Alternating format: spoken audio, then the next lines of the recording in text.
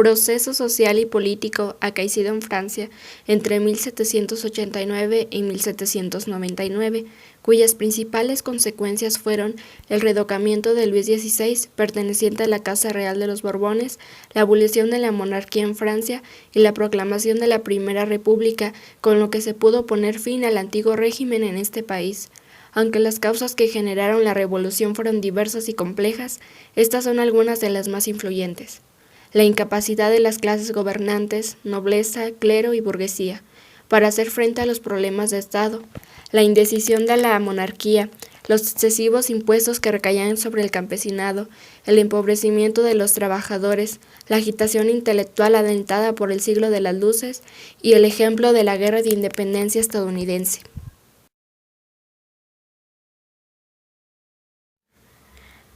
Ante la crisis económica que vivía Francia, varios ministros quisieron aplicar algunas reformas, por ejemplo, que los estamentos privilegiados pagaran también impuestos.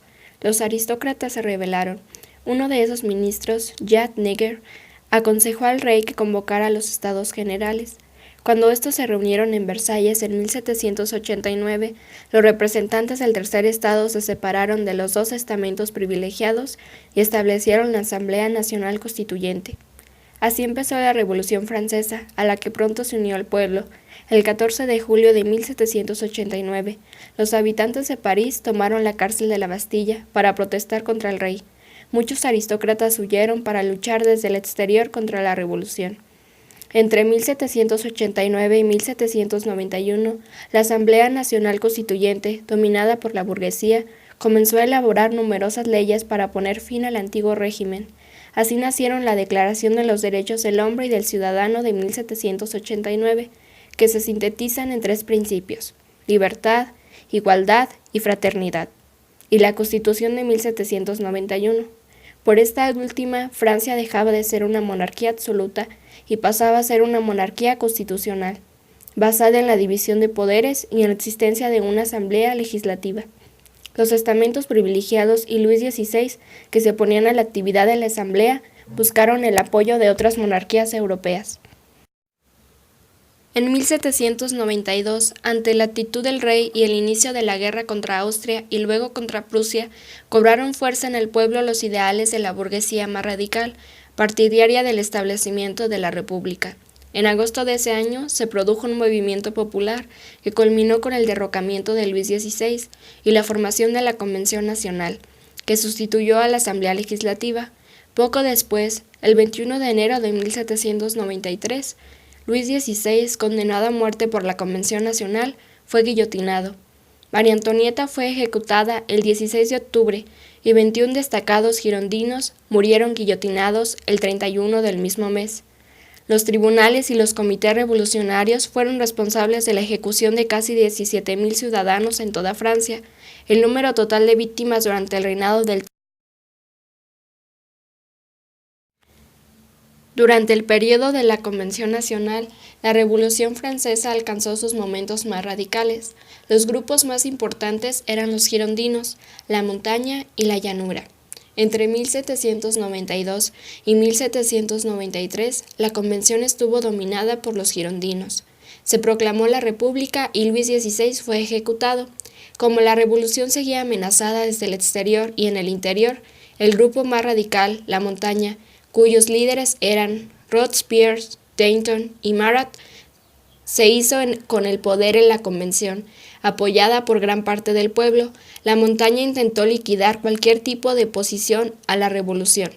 Instituciones como el Comité de Salvación Pública o el Tribunal Revolucionario promovieron numerosas ejecuciones. Por eso esta etapa revolucionaria es conocida como Reinado del Terror. Entre 1795, la Convención Nacional promulgó una nueva constitución por la que un directorio sería el nuevo gobierno de la República. Tras sucesivas crisis, el directorio fue derrocado por el golpe de Estado del 18 y 19 de Brumario del año de 1799.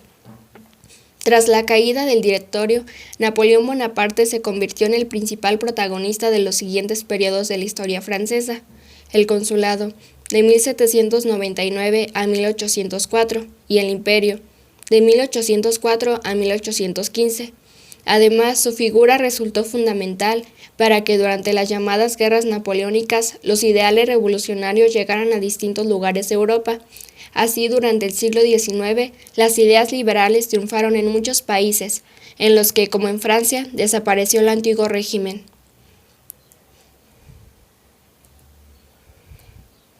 Una consecuencia directa de la revolución fue la servidumbre, los derechos feudales y los diezmos fueron eliminados, las propiedades se disgregaron y se introdujo el principio de distribución equitativa en el pago de impuestos.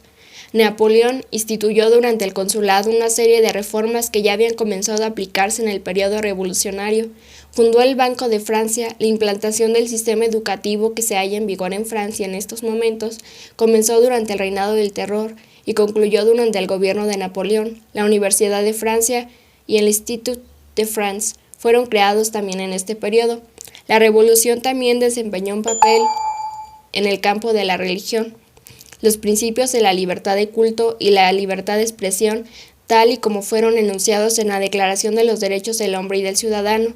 La revolución inició el camino hacia la separación de la Iglesia y el Estado.